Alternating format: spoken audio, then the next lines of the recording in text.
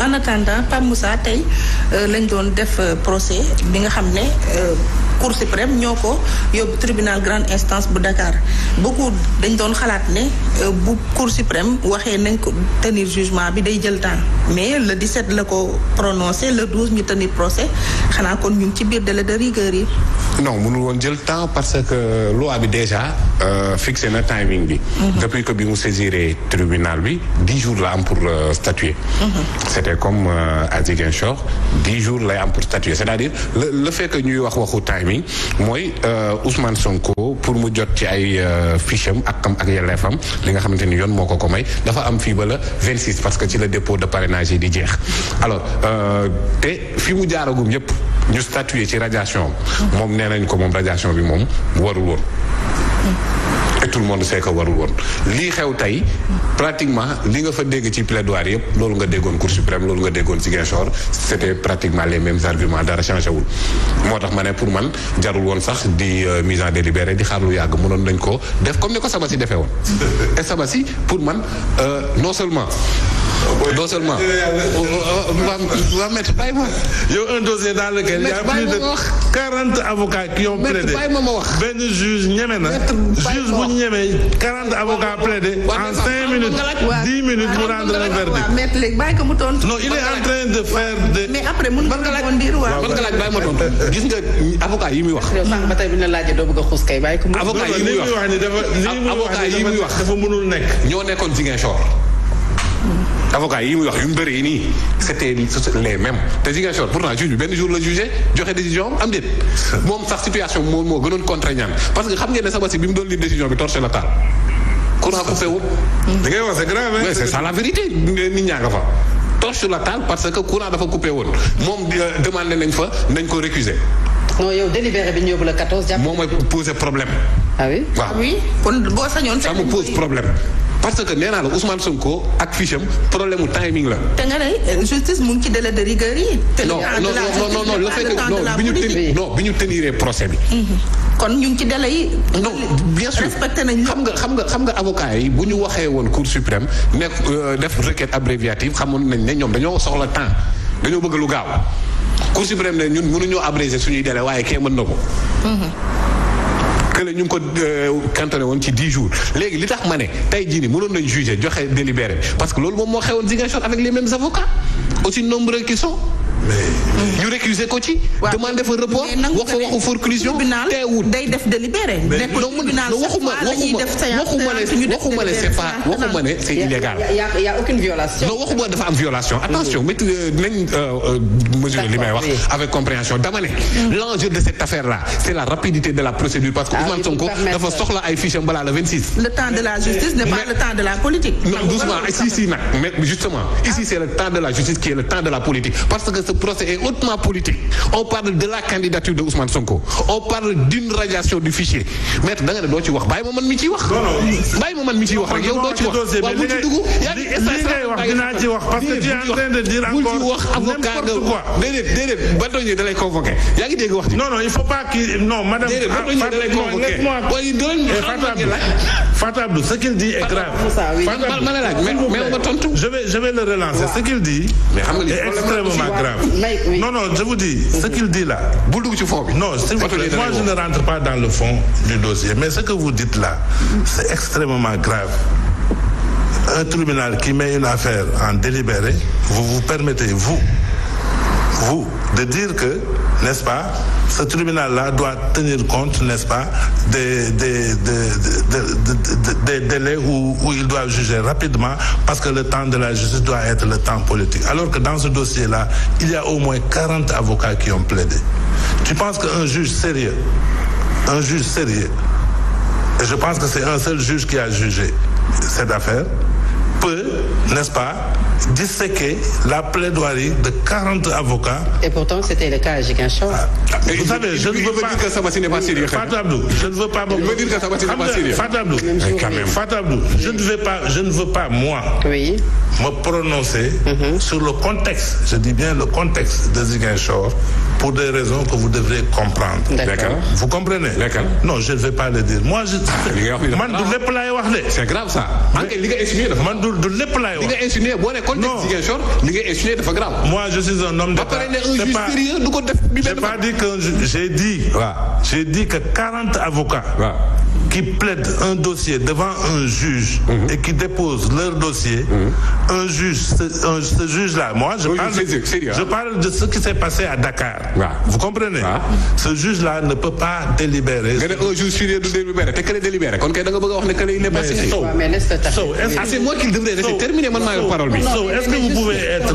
Oui, amul problème. Je dis... Parce que j'ai fait 33 ans dans la justice. 33 ans, c'est pas 2 jours. Vous comprenez? Et quand je vous parle de la justice et que vous êtes juriste, vous n'êtes pas assermenté, vous n'êtes pas avocat, vous devez avoir l'humilité. yow yaa am war a am l'humilité déglu ma ndax man lañ jox parole mais maître bu dee rek affaire humilité ngay wax yaa war a noppi day déet yow ne joxuñ la parole nga dagg ma ba pare di continuer non bu dee humilité ngay wax noppi kon bu dee humilité lay wax na noppi su dee da ngay c'est-à-dire dañ lay wax Fatou Abdou ci ay idée la ñuy wax il fait des attaques personnelles su dee yow am nga ay idée attaquer samay idée mais pas attaquer sama personne man maa la mayoon nga wax mayetuma la humilité lay wax question d'immunité nañu humble nañu nangam xam nga la laay wax sama xalaat la man dama ne ce dossier-là, ce procès-là est hautement politique parce qu'on parle de la candidature d'une personne. C'est hautement politique parce qu'on parle du droit de vote d'une personne. loolu moom moo xew radier ci liste électorale radier nit ci fichier loolu c'est hautement politique mais ça relève du droit administratif. Ce cas-là. Ça c'est une autre paire de manches waxuma matière de droit bi mu concerne dama ne. C'est un procès purement politique. Oui, parce qu'on parle de la candidature d'une personne. On parle du droit de vote. Loolu c'est politique. même rek ma ñëw far Ndeye Khady xam nga. droit de vote waaw mais ma ñëw rek ma ñëw. waa léegi da ngeen ma poser question te du ma tontu. non droit de vote du politique. parce que un prisonnier boo xam ne dafa perdre kii nii nu mu tuddati. éligibilité am kooku noonu munoo ko jàppee comme politique. su fekkee ne beneen fee lañ ko mais ku ñu condamné ci beneen fee boo xam ne. dafa perdre éligibilité. wala benn contumace boo xamante ne. ci beneen fee boo xamante ne mais le tribunal d'instance de Ziguinchor nee na loolu amul. tribunal d'instance de Ziguinchor nee na loolu amul. le tribunal d'instance de Ziguinchor nee na loolu amul. waaw ñu dem cour suprême ne nañu delluwaat fële ma ne. il y a benn question de timing de délai. parce que Ousmane Sonko dañ ko war a jox fiche am arbitre élection bi muy Sénat nee na nga jox ko fiche am ñu dàq arbitre bi en plein match. ne ko génnal. arbitre bi la mu waxoon jox injonction à la DGE ba léegi exécuté wuñu loolu. très bien Pape. alors donc kon li nga xamante ne moom moo même ma yeggali foofu noonu rek c'est très important et que souligné nañ léegi question au financement parti politique bëggoon naa cee am benn. non il faut pas le laisser glisser dans ça. non parce que là finalement. il fait de la politique comme je l'ai dit la dernière fois. parce qu'il va prendre tout le temps il va parler et nous n'aurons même pas. Là où je voulais terminer. moom mooy toutes les procédures yi engagé Ousmane Sonko bu dee dañ ciy gis aspect judiciaire man gisuma ko ci. c'est ça visé uniquement exclusivement à éliminer un candidat des joutes électorales du 25 février. daf ci war a bokk te daf ciy bokk. loolu mooy yoon. gis nga Fatou Abdou xam nga man lan laa gëm man. oui le fait de refuser de lui donner des fiches de parrainage Sénat bi nga xam ne injonction defuñu ko. aujourd'hui nga xam ne commencé nañu déposer li nga xam ne moom mooy fiche yi parce que démb parrainage yi ci conseil constitutionnel boobu ba tey kenn mënul peut-être vider cette affaire renvoyer le délibéré le 14 est-ce que du jox dëgg ñu jàpp ne c'est politique ce procès. xam nga lan laa gëm man dama lay wax li ma gëm man. oui. un homme politique un homme d'État n'est-ce pas dafa war a am éthique je le répète tout le temps xam nga lan mooy éthique. mooy. que lorsque tu as maille à partir avec la justice, tu dois mettre ton pays à l'aise. Vous comprenez? Mettre ton pays à l'aise, moi, ni Dominique Strauss-Kahn defoon en France. Vous comprenez? Lorsqu'on l'a accusé, n'est-ce pas, d'un délit, n'est-ce pas, il a renoncé à sa candidature pour mettre son pays à l'aise. Vous comprenez? Pour qu'il n'y ait pas de trouble à l'ordre public dans son pays. Man loolu laa gëm. li ma gëm mooy aussi lorsque tu fais l'objet d'une condamnation, n'est-ce pas, tu dois mettre ton pays à l'aise. En faisant quoi? En renonçant à ta candidature. Ah oui. Parce que ces gens-là, ils doivent aimer mieux le Sénégal, plus le Sénégal qu'eux-mêmes. dañoo war a gën a bëgg Sénégal. kon ku ñu tuumaal wala demagoo ñu àtte dara leeragul. mais yow gis nga fi temps Ablaye Wade. parce que Ablaye Wade ñu élire fi benn député ñu def ko président Assemblée nationale parce que simplement il avait un dossier en cours il a renoncé à son mandat. Il a renoncé. Il avait déjà le mandat. Lorsque les gens ont dit c'est sec. Mamadou Seck. Il a renoncé à son mandat de tout. Il a démissionné en tant que ministre. Non, en tant que ministre, c'était pas à l'Assemblée. Je peux me tromper sur ce fait. Mais de toute façon, il a démissionné en tant que ministre. C'est pareil. C'est-à-dire l'essentiel, c'est que les hommes politiques doivent nous mettre à l'aise. Mais là, il n'y a pas une nomination. Mais il y a une candidature qui est à l'horizon. Je vous ai donné Dominique Strauss-Kahn. Et purement politique, comme l'a souligné tantôt. Pour moi, j'ai défendu des hommes politiques. Vous comprenez? Et j'ai défendu beaucoup d'hommes politiques. Vous voyez, une procédure qui concerne un homme politique, ça doit se faire selon une stratégie et le droit. Vous comprenez?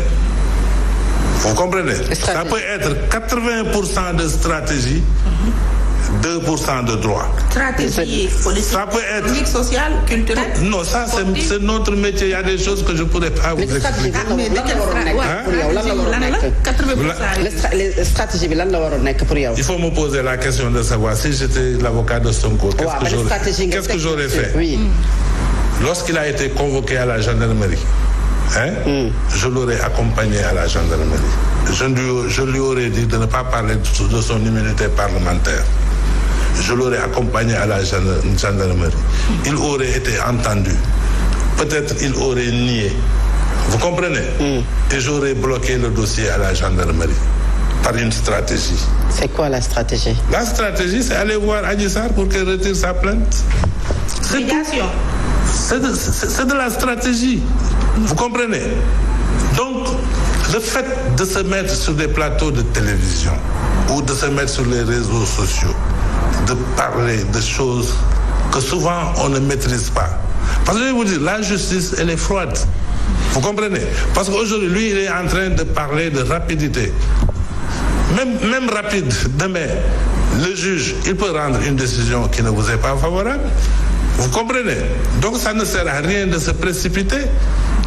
Parce que de toute façon, c'est une décision qui va être rendue.